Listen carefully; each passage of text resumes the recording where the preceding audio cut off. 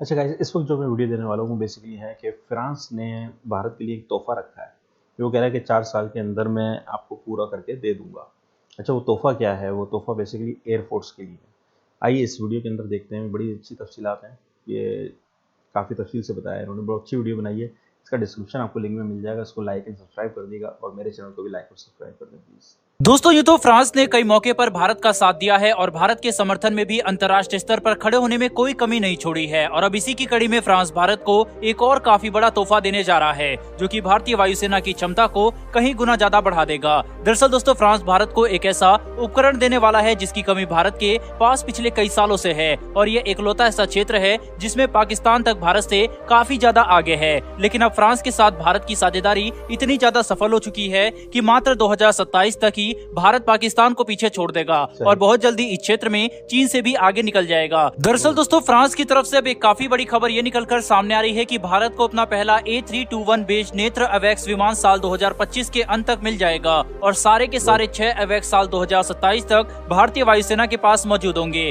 जो कि भारतीय वायुसेना की क्षमता को कहीं गुना ज्यादा बढ़ा देगा। DRDO फ्रांस के साथ मिलकर एयर इंडिया के पास मौजूद पुराने हो चुके 6 A321 विमानों को भारत के स्वदेशी नेत्र 2.0 अवैक्स से इंटीग्रेट कर देगा, जिससे भारतीय वायुसेना के पास से 6 बिल्कुल नए और सक्षम अवैक्स विमान आ जाएंगे और यह भारतीय वायुसेना की सर्विलेंस कैपेबिलिटी को बढ़ाने में एक बेहद अहम भूमिका निभाएगा। इन सभी 6 A321 विमानों को अपग्रेड करने के पहले इनकी स्ट्रक्चरल इंटीग्रिटी को बढ़ाया जाएगा और इनके अंदर मौजूद सभी पुराने पैसेंजर सीट को निकाल कर नए उपकरण लगाए जाएंगे, जिसके बाद इन विमानों के एविनिक्स को मिलिट्री ग्रेड स्टैंडर्ड पर अपग्रेड किया जाएगा। इतना ही नहीं बल्कि इसके सैन्य इस्तेमाल के लिए इस पूरे विमान की रीवायरिंग करनी पड़ेगी और इसके अंदर ऑक्सिलरी पावर यूनिट भी इंस्टॉल किया जाएगा। वहीं पर इन विमानों को सैन्य स्तर पर अपग्रेड करने के बाद आखिर में इन्हें नेत्र 2.0 अवैक्स के साथ इंटीग्रेट किया जाएगा और अवैक्स जुड़े हुए सभी जरूरी उपकरण और एविनिक्स को इंटीग्रेट करने के बाद ये विमान भारतीय वायुसेना को अपनी सेवा देने के लिए पूरी तरह से तैयार हो जाएंगे। सबसे अच्छी बात यह है कि इन सभी विमानों के अपग्रेड और इन्हें अवैक्स में बदलने की प्रक्रिया को भारत के अंदर स्वदेशी रूप से किया जाएगा, जिसके लिए भारत और फ्रांस की कंपनियां एक साथ मिलकर काम कर रही हैं और इसीलिए साल 2027 तक भारत को अपने सभी 6 A321 विमान नेत्र अवैक्स के साथ इंटीग्रेट होकर मिल जाएंगे।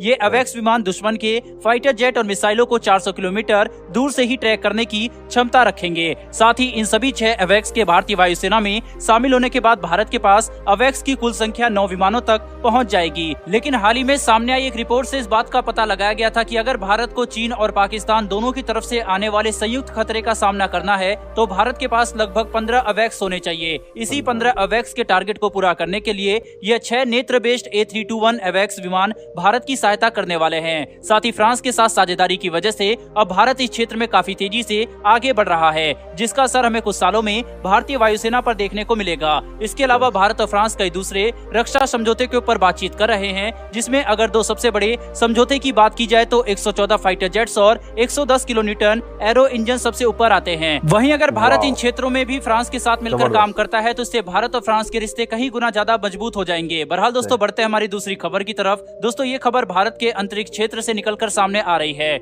जिसके तहत अब भारत को एक काफी बड़ी खुशखबरी मिली है। दरअसल एक नई रिपोर्ट के हिसाब से साल 2025 तक भारत की स्पेस इकोनॉमी 13 अरब डॉलर की हो जाएगी, जो कि भारत के लिए एक काफी बड़ी उपलब्धि होने वाली है। दोस्तों, जिस तरह से भारत के अंदर 5G टेक्नोलॉजी और नए नए तकनीकों का विकास हो रहा है, साथ ही भारत सैटेलाइट के क्षेत्र में भी काफी तेजी से काम कर रहा है। इसे देखकर ये बात जाहिर हो जाती है कि आने वाले कुछ सालों में भारत की अंतरिक्ष से जुड़ी अर्थव्यवस्था काफी तेजी से बढ़ने वाली है। भारत अंतरिक्ष के क्षेत्र में इतनी तेजी से आगे इसलिए बढ़ रहा है क्योंकि इसरो के द्वारा लॉन्च की गई सैटेलाइट कई प्राइवेट कंपनियों को अपनी सेवाएं प्रदान करेगी, जिसकी वजह से इसरो काफी रेवेन्यू जनरेट कर पाएगा और इसी का फायदा उठाकर भारत अंतरिक्ष के क्षेत्र में और तेजी से आगे बढ़ेगा, जिससे भारत की अंतरिक्ष से जुड़ी हुई अर्थव्यवस्था बड़ी ही आसानी से 13 अरब डॉलर की टारगेट को हासिल कर लेगी। प्राइवेट कंपनियों को सैटेलाइट सेवाएं उपलब्ध कराने के अलावा इसरो स्पेस टूरिज्म के क्षेत्र में भी काफी तेजी से काम कर रहा है। वहीं पर मौजूदा हालातों के हिसाब से इसरो इस तरीके की क्षमता विकसित कर रहा है जिससे भारत पूरे विश्व के मुकाबले सबसे सस्ती कीमतों पर स्पेस टूरिज्म ऑफर कर सकेगा, जो कि भारत को स्पेस टूरिज्म के क्षेत्र में एक काफी आकर्षक विकल्प बना देगी। दोस्तों, भारत के पास अपने कई महत्वाकांक्षी प्रोजेक्ट मौजूद है, जिनमें से कई सफल भी हुए हैं और कुछ फिलहाल विकसित किए जा रहे हैं। अगर भारत इसी रफ्तार से अंतरिक्ष के क्षेत्र में लगातार काम करते रहता है और भारत की प्राइवेट कंपनियां अंतरिक्ष के क्षेत्र में निवेश करती है तो भारत बहुत जल्द ही अंतरिक्ष के क्षेत्र में भी एक काफी बड़ी शक्ति बनकर उभर सकता है, जो कि हर भारतीय के लिए काफी गर्व की बात होगी। बहरहाल दोस्तों, इस वीडियो में इतना ही, लेकिन भारत और फ्रांस की दोस्ती और अंतरिक्ष में बढ़ती भारत की शक्ति के लिए कमेंट बॉक्स में एक जय हिंद लिखना ना भूलिएगा। साथ ही अगर आपको ये इन्फॉर्मेशन और वीडियो पसंद आई हो तो वीडियो को लाइक करके हमारी आने वाली ऐसी वीडियो के लिए चैनल को सब्सक्राइब अवश्य कर लें। फिर मिलेंगे ऐसी एक नई वीडियो के साथ। धन्यवाद। जय हिंद। जय भारत। तो जनाब ये है कि आपने देखा कि किस तरह स्पेस एंड टेक्नोलॉजी के अंदर भारत एंट्री तो बहुत पहले देखें। इसरो एक बहुत पावरफुल चीज़ है भारत के पास, जो कि इसको काफ़ी हद तक टेक्नोलॉजी के अंदर जो है ना, खासतौर पे स्पेस एंड टेक्नोलॉजी के अंदर, क्योंकि आगे ले जाएगी। अच्छा, क्योंकि देखें इसरो ने जो भी आप अगर देखें इनोवेशन के ऊपर जा रहा है इसरो। इसरो ने नई नई चीज़ें जो भी टेक्नोलॉजी इन्होंने इजाद की है, मतलब कि इन्होंने एक ऐसा कैरियर इजाद किया है जिसके ऊपर वर्क चल रहा है अभी भी, कि वो सारा कूड़ा जो है ज़मीन का लेके चले जाता है और वो कैरियर जाता है खला के अंदर। अच्छा, खला में जाने के बाद वो कैरियर अपने आप को खुद डिस्ट्रॉय कर देता है, ताकि वो कोई भी इन्वायरमेंटल वो ना हो, मसला ना, किसी भी किस्म का हैज़ार्ड ना हो।